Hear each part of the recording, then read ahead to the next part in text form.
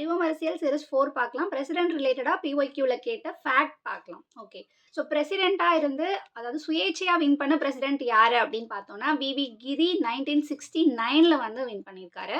So 2 time பிரசிடென்ட்டா இருந்தது யாருன்னா, doctor Rajendra Prasad. அதேபோல பதவியில இருக்கும்போதே இறந்து போன பிரசிடென்ட் 2 பேரு. 2 பேருமே முஸ்லிம்ஸ். ஸோ அத வச்சு ஞாபகம் வச்சுக்கலாம். ஜாகிர் உசேன் அண்ட் பக்ருதீன் அலி அஹமத் இவங்க 2 பேரும். அதேபோல இப்போ ஒரு பிரசிடென்ட்டோட சீட் வந்து காலியா இருந்தா வைஸ் பிரசிடென்ட் வரலாம். ஸோ வைஸ் பிரசிடென்ட்டும் வரல அப்படின்னா, சீஃப் ஜஸ்டிஸ் ஆஃப் இந்தியா வரலாம் இல்லையா? உச்சநீதிமன்ற தலைமை நீதிபதி அந்த இடத்துல வந்து உட்காரலாம். அப்படி உட்கார்ந்த ஒரு நீதிபதி யாரு அப்படின்னு பார்த்தோம்னா, ஹிதயத்துல்லா 1969ல நடந்ததுல பிரசிடென்ட்டா பதவி ஏத்தாரு. அதேபோல இவர் 1982ல துணை குடியரசுத் தலைவர் அப்படின்ற முறையிலயுமே குடியரசுத் தலைவரா வந்து பொறுப்பு வகிச்சிருந்திருக்காரு.